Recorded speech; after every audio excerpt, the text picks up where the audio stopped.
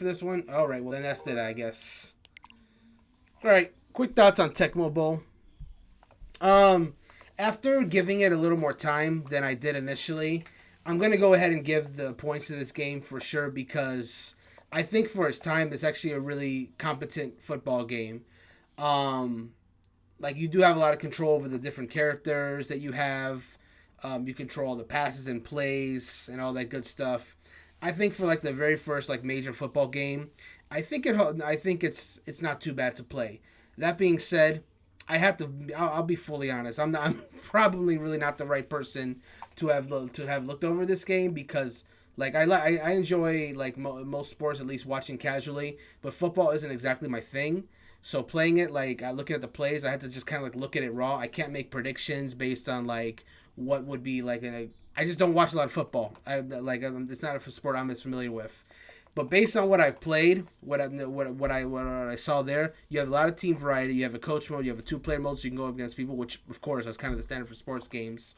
And I think it's a perfectly competent football game for the NES if you have the online service.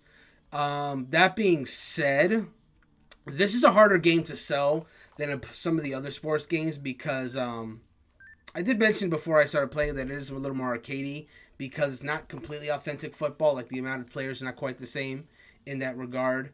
But in this case, it's arcadey to the almost a state of realism. It's like this weird in between where it's like part realistic but part arcadey, and it doesn't really commit to either or.